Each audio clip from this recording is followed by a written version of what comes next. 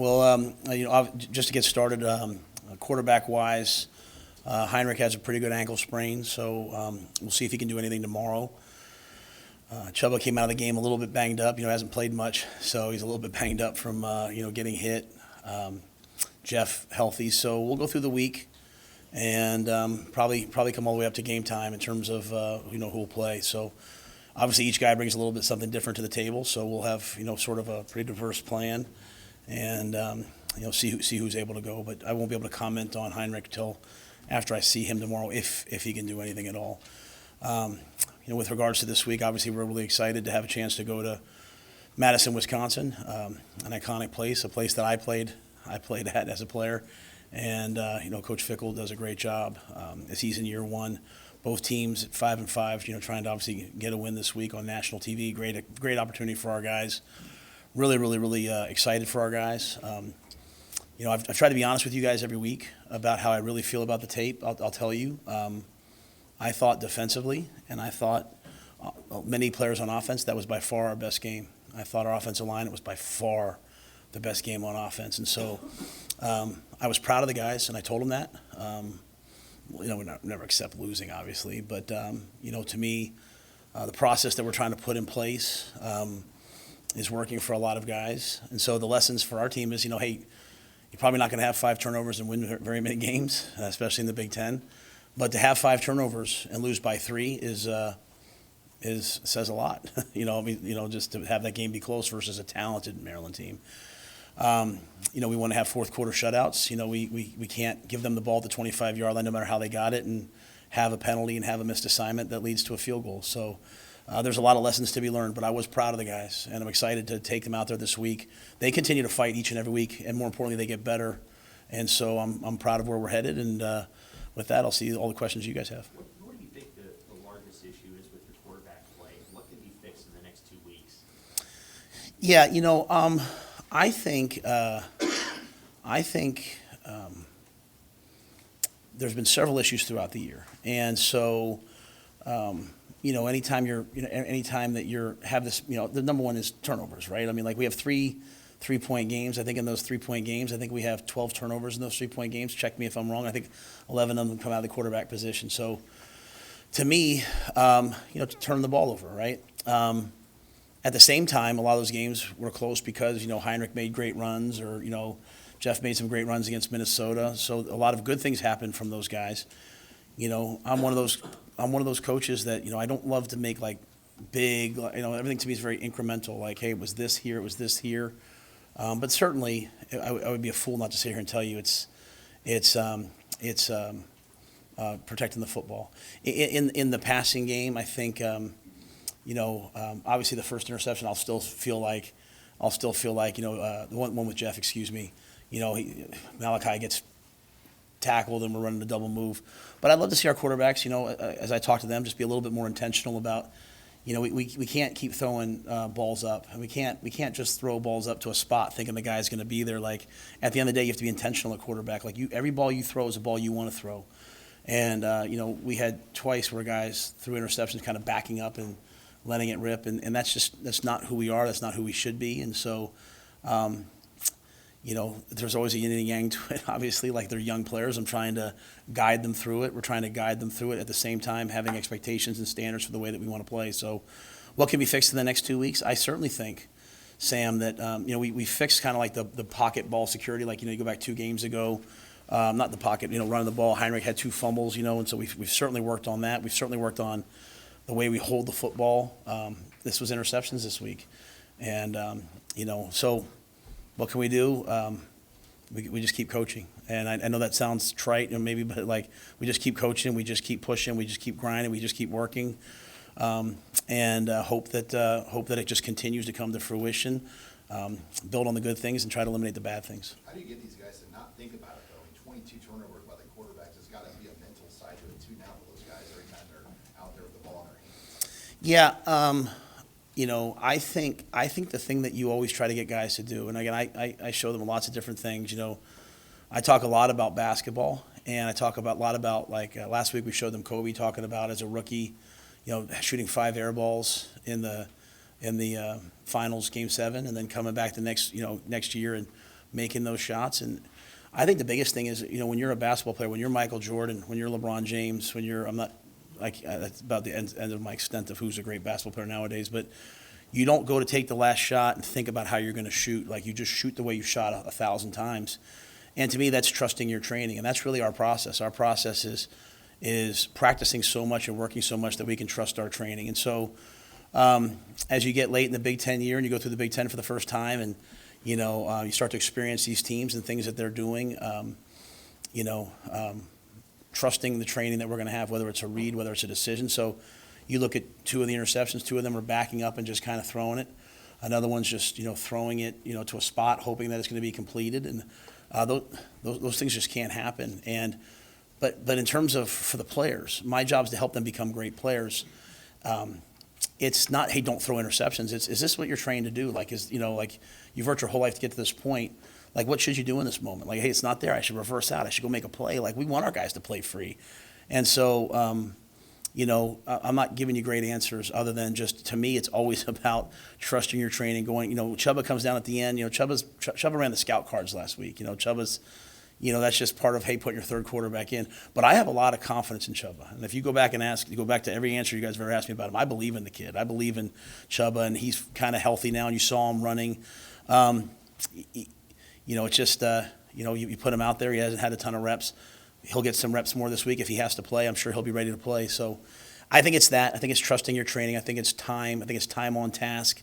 A lot of these guys haven't played a ton of football. Jeff has, but Chubba hasn't played a ton. You think back, and I sat down with him yesterday. We kind of kicked it for a little bit and talked, and it was like, well, I played 2 games in 2020. I played a couple games in 2021. I started 2 games last year. I played a half. I think a quarterback, you got to play. I think you have to play and play and play and get comfortable, get in a rhythm. So there's a lot of things. I always start with myself. What am I not doing right? I'm the head coach. Everything that happens here, I'm responsible for.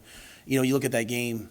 A lot of things are the same thing over and over again. Like, we don't really get beat, but we do get beat on double moves in the secondary, right? So we sit there and you look at a team and you're like, well, they don't do this. We're kind of a good defense, so we're going to get the same couple things. And so just challenging our staff, but really challenging myself, like, what are the things that needs to be fixed? I have not solved this issue in terms of the turnovers. And so I don't go in there and say, guys, we got 22 turnovers, we got to fix it. Like, they know that. I just say, hey, are we trusting our training? Is this the ball that you wanted thrown? Was this intentional, or was this just sort of like, oh, I don't know what to do?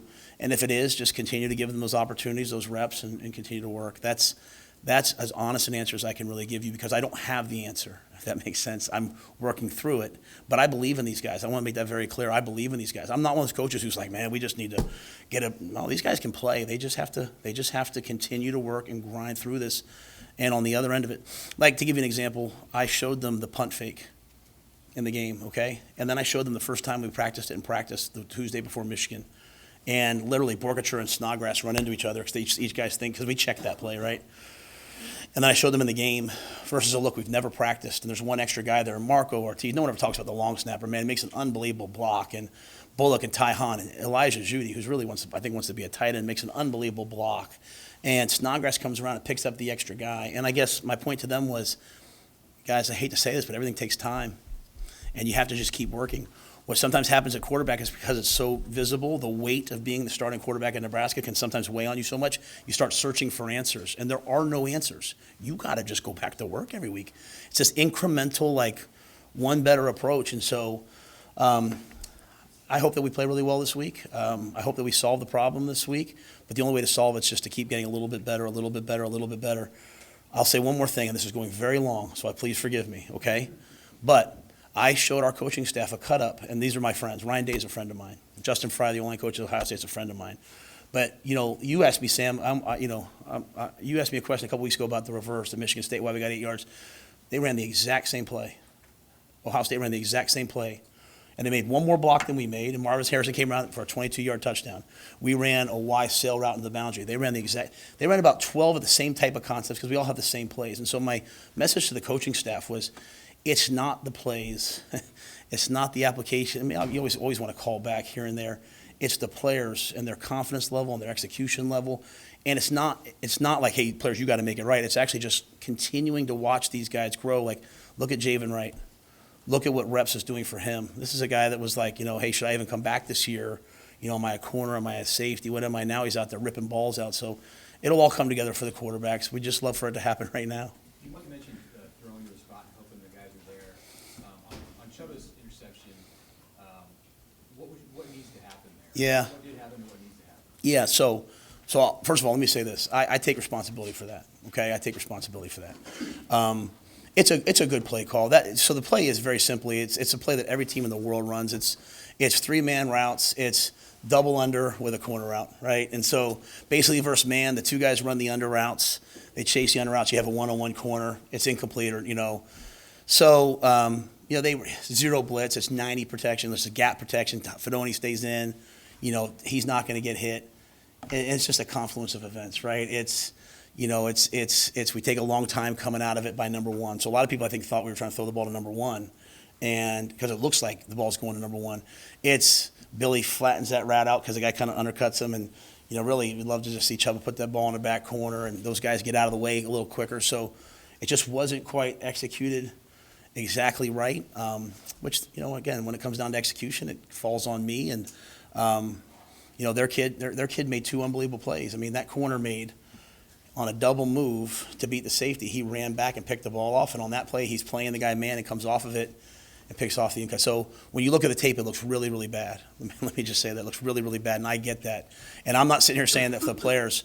The play clock was running down on us. Things were going fast. I think originally they wanted to run, Sat wanted to run a pick play by 1, 2, and 3.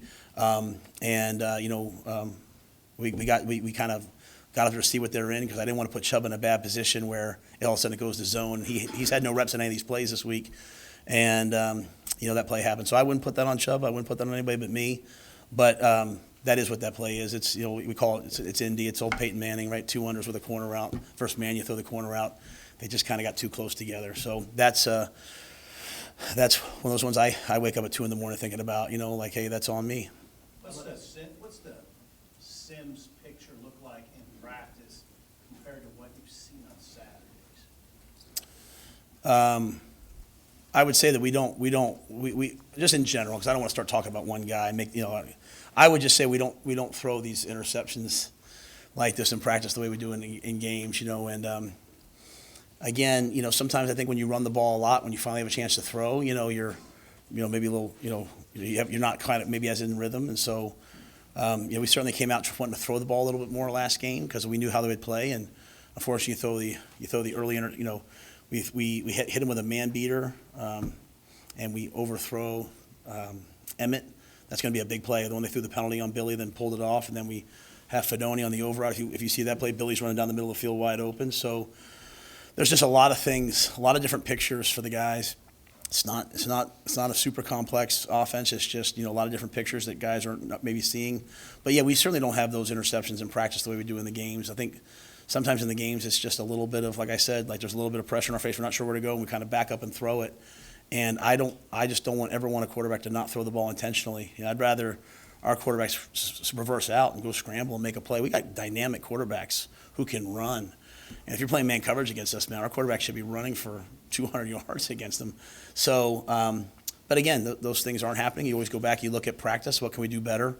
And we'll continue to do that this week. Just one more on that last offensive sequence. How much of a say do you like to have in those moments as a head coach about what you're doing? Yeah, I'm not gonna. Everything falls on me. Like we're not gonna start being like who's this, who's that. Like no one's gonna become divisive with us. Like everything falls on me. It's just to be on a headset. The ball's at the 5-yard line to try to run guys into the game. The clock was winding really fast that game. You're up against it. You have a new quarterback. You got to get in the huddle, get out. The last thing, all these things are kind of talked about ahead of time. So if it's wrong, it's on me. Let's just leave it at that. Like it's just way easier that way. I have a say on everything. We don't run the fake punt without me doing it. We don't. I don't sit there and want to micromanage every play. But if it's a big play, we're going to do it. I also can I be honest with you guys? I just kind of want our guys to play. How are we going to build a championship team if everything's to not make a mistake? So yeah, if I could go back, would I have run the ball there? And then we kick a field goal, then they have the ball, they go down the field. We're also trying to play, and I want these guys to learn how to win. And so when I talk about process and all these things, I really mean it. mean, you turn a game on Saturdays, right? And like, after we get home, and those teams are scoring 45, but they play, and they have some interceptions here, and they play. Like, I want our guys to play. I want it to be smart. Did we practice it? Did we rep it? We just didn't quite execute it 100% at the level we want. We put our third quarterback in, and I say third quarterback only out of because of the reps, put him in a tough position. All that falls on me. It doesn't fall on anybody else but me. So I take all that on with a grain of salt. But if I also just, and I believe this, if we just sit here and we just keep everything like really simple and just, we're never going to win at a high level. We're just going to learn to just be, so we're trying to be competitive, man. Like on defense, like Tony's at his best when he's bringing heat and we're going zero blitzes, and every once in a while we get beat, and we just got to play. Like, you know how I feel in my chest when we call the fake punt. I'm like, oh my gosh, is this going to work? But we got to go play and give the guys a chance. So, but everything falls on me, and I mean that with the greatest. But sometimes I walk up there like, hey, they're going to ask you this. Like everything falls on me, 100%. And I would just say that I believe that our guys are going to get better and better, and I wish we would have won that game on Saturday. Have you ever been around a program where the players are kind of tentative about making mistakes that maybe disappoint the fan base? I think all players until they kill the bear, they're all nervous about playing well. Like they're a young player, and eventually they kill that thing in their mind and they go play. I read them like if you ever read the book Hagakure, it says like, if the samurai, if you want to live, you have to die. Like you have to be dead to all those things to live. And so, again, we don't want to be. There's a big difference between making mistakes and doing things outside of your training. Does that make sense? Like I tell our players, like after the game, I had one of our really good players who no one's noticing right now, made a play that hurt us. He texted me, he's like, I'm so sorry. I said, don't ever send me that stuff. Like, as long as you prepare and you get to the game and you're not selfish and you make it about your team and you go play hard, man, this is a game of mistakes. Things happen. Like, so we don't want to play in fear. And, it's really hard at first for players to play for me because they hear me saying all the time, do things right, don't beat ourselves, execute. And at the same time, they also hear me like, be free, go play, and they can't get it. But when you become a good player, you get it. Right, like you want to take the last shot. You want the ball in your hands. You want it. I mean, Chuba. The shame of that thing was Chuba took us 90-some yards, right, to go win that game, and we're about that far away. So, yeah. I mean, I think it's just kind of in general. Our players care greatly.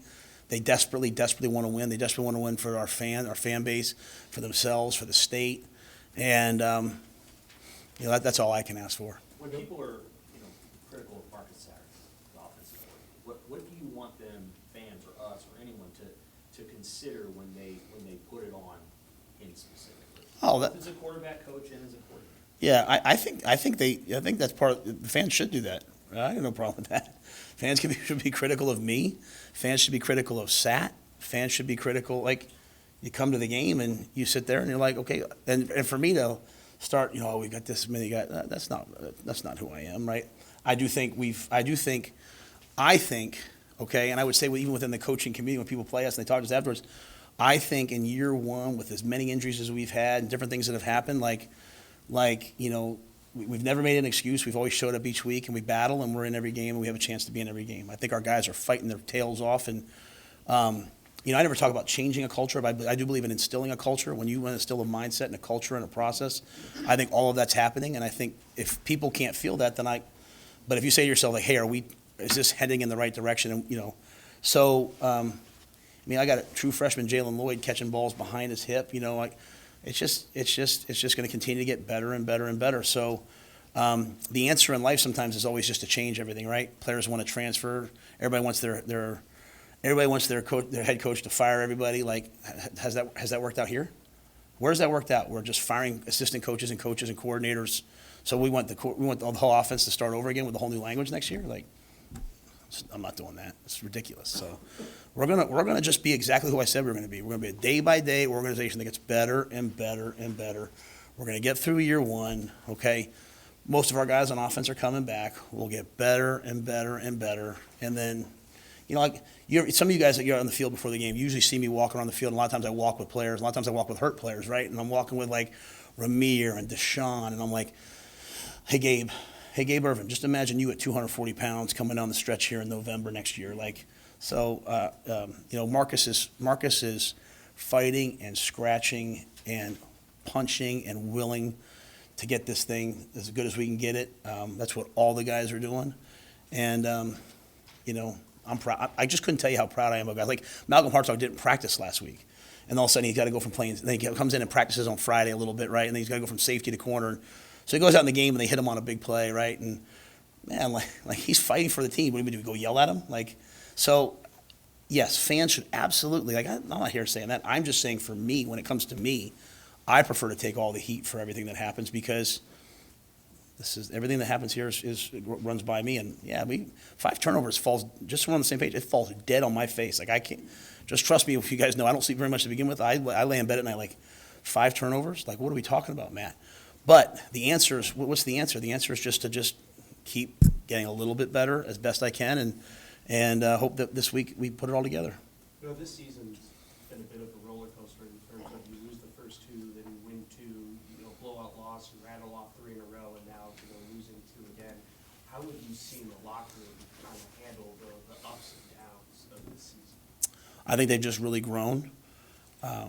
You know, take the Michigan game out of it, right? Because obviously that got away from us, and we talked a lot about that. We went out there on Sunday and practiced, but like, you know, as I watch a lot of scores in the Big Ten West, as I watch the people, like, you know, there's these wild shifts of like, hey, team wins 2 and then they lose by 21. Like our guys are in every game, we battle in every game.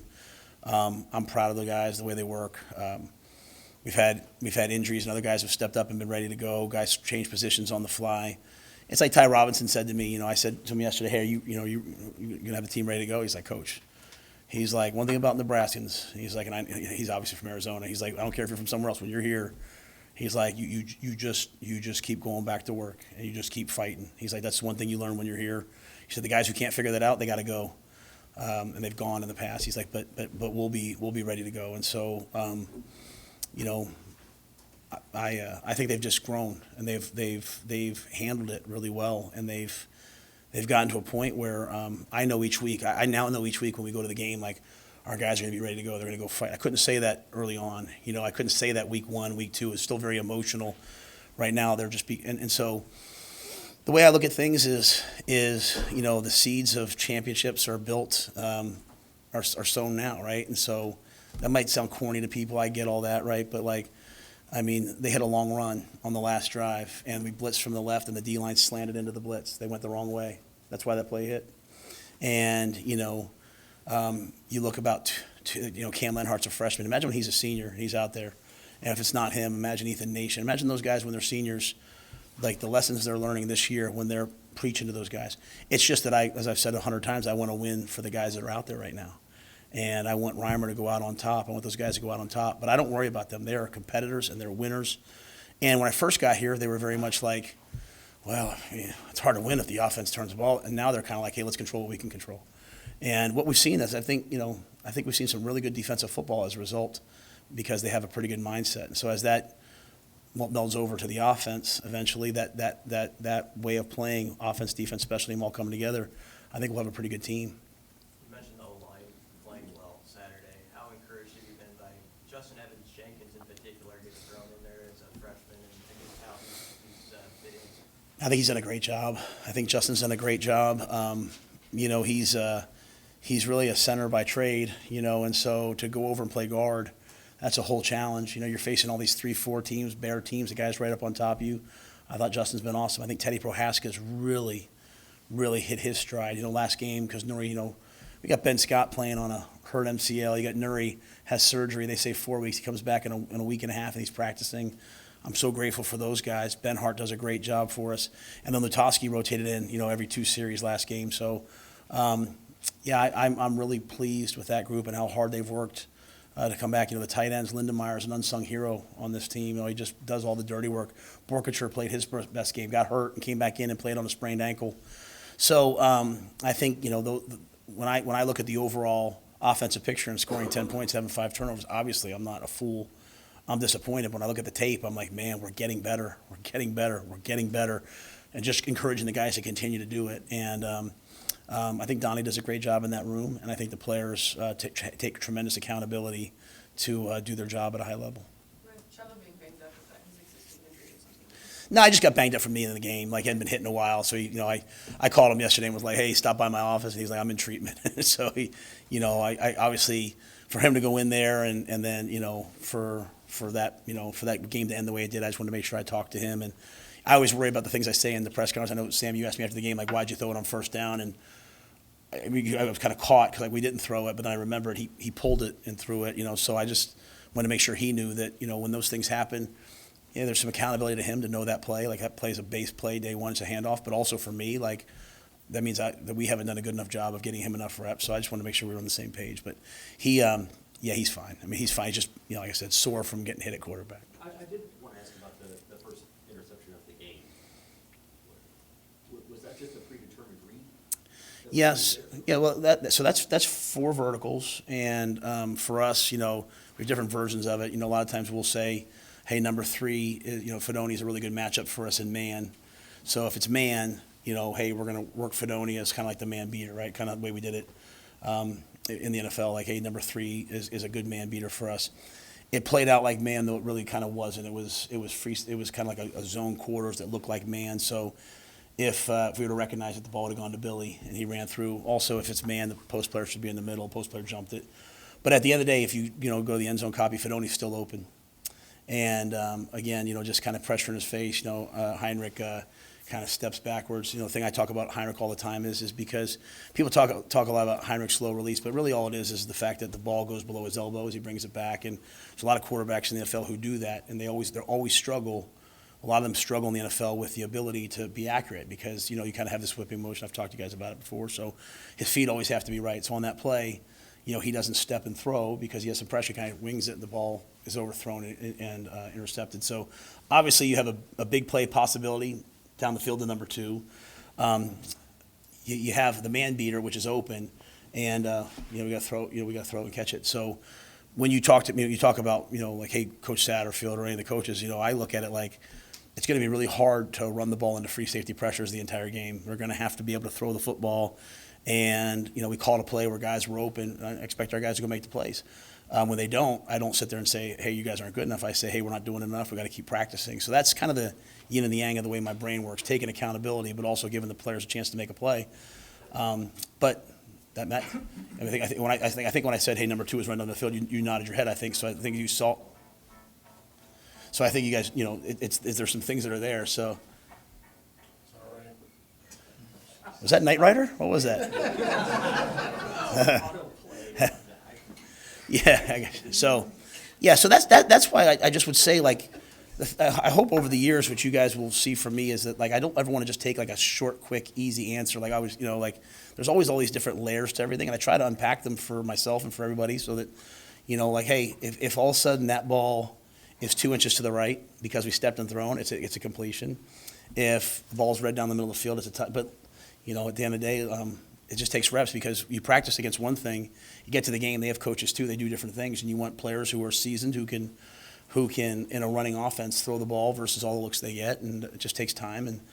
But that was kind of the thought process with that play. 19 of 44 Harburg is in sacks that went to the box. Is there a relationship to that? I don't think so. I really don't. One of your former guys, Elijah Robinson, is in a big spot at Texas A&M as the interim head coach now. What do you think of him, and what can you say about what he's got in front of him? Yeah, I didn't know that till Keith mentioned it to me on the way up. I was fired up. Like that's like he's like my blood. I love Elijah. I hired Elijah at Temple as to be the D-line coach. He was player development at Penn State and then got put on the field for a little bit. I did not know Elijah. Fran Brown, who's the DB coach at Georgia, recommended him to me. We hired, his nickname's Rafi, so I keep wanting to call him Rafi, but I want to help him get the job, so I'm going to call him Elijah. But you can't talk about someone who's better with people, an elite recruiter, tremendous man, great D-line coach. He was with me at Temple, went with me to Baylor. And then he just got, he's got too expensive. I couldn't keep him. He's a real. He's had opportunity after opportunity. He's really loved A&M and wanted to stay there. And I think it's a great choice for them, for the interim coach. I hope he gets consideration to be the head coach because people all in college football know who he is. Sometimes there's those names. I've tried to hire him back. People have tried to hire him back. People have called me trying to convince him to come be their D coordinator. He's just an awesome person. And you know, I don't really have a coaching tree. I haven't won enough games to have a coaching tree, but it's pretty cool for me to say, like, you know, there's 2 coaches in Texas that were on my staff, both he and Joey McGuire. I think Elijah will do a great job. The players will play for him. His situation kind of shines light on what's happened in college football. Starting this weekend, you've seen several moves made, and it's a crazy time. And it was a crazy time like 1 year ago here. It's wild to think back of what was going on, you know, a couple of weeks before you came in. Do you, at any point, have you and your wife, family, reflected on that and what that month of November was like for you as you now have 12 months of perspective?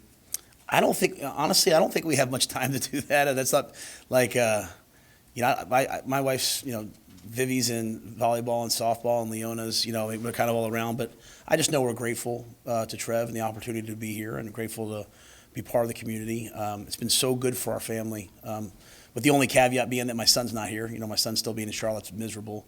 But it's been really cool, you know. I bring Leona in on Sundays, and I walked out yesterday, and there's like, you know, she's 8. There's posters all over the facility that she had drawn and taped up, and it was like, what did it say, Susan? It says poem, and she says, if people doubt how far you can go, keep going so that you can't hear them. I'm like, where did she learn that? But she's putting them up for the players. She's kind of been adopted, but, you know, so this has been awesome.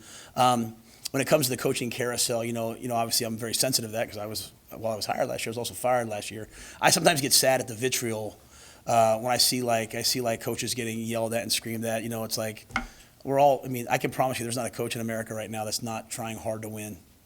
You know, so like why people are so hurtful. I mean, what's going to happen is going to happen. Like, you know, but to be like that is you know, I don't understand. But with all that being said, this is competitive. This is a life we've chosen. This world to me is always like the mafia. Like, you know, you get hired, eventually you get whacked, and you know you live as much as you can in between. So, but you know, for me, there's, you know, I got friends in coaching that are, you know, get jobs or don't get jobs, and I always think about the families. You know, we have coaches on our staff that I think would be great head coaches. And one of the sad things for me in my career is that, like, not many of my guys have gotten head coaching opportunities. And I just feel like the way we do things, the attention to detail, the way we care about our players, the way we recruit, would be really good for a lot of places. It really saddens me always that the 2 places I was at followed up with an outside hire. And I love those ADs. I just always wanted it to be one of my guys. So to see Joey doing well at Texas Tech, like, warms my soul. To see Elijah get that opportunity, man, warms my soul, because there's 2 types of college football coaches. There's those who believe the players are there for them, and there's those who believe that they're there for the players. And Elijah knows he's there for the players, and Joey knows that he's there for the players, and that's what we believe here. So hopefully everyone hires the right people. I want to ask about Wisconsin. What jumps out at you? What do they do well? I know they've been struggling lately, but what do they do well? Well, they're a really good football team with really good players. Big, physical, raw, athletic, explosive. Luke Fickell's an excellent football coach. I don't know him great, but I know him well enough. We never really crossed paths I had left the American, but we've become friendly over time. Tanner Mordecai, you know, I was probably his first offer. He was right down the street at Midway High School in Texas. He lived in the same, like, 2 developments over from me. When I was the head coach at Baylor, I could never convince him to come play for us. Josh Martin, who's on our staff, was with him at SMU. Tanner's a winner. You know, think about what we're talking about at quarterback.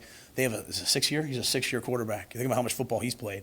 So, you know, I'm familiar with Coach Longo's system because I was, you know, in the draft process with Sam Howell, with all the running backs, with all the wideouts, so just watching that offense, how dynamic and explosive it can be. Being at media day, seeing Braylon, how big he is at running back. I mean, it's going to be a heck of a game. You know, up in Madison, I went there one time as a player, and never been there as a coach. You know, cold, national TV, jump around, unbelievable experience. Coach Alvarez, it should be awesome. And so I'm excited about it. But they're an excellent football team, and it'll probably be a lot like these other games, man. We'll come down the fourth quarter. We'll try to make one more play than them. They'll try to make one more play than us, and then we'll see who does it. Is there a psychological element to that too? Wisconsin's won 9 games in a row in this series that you've addressed.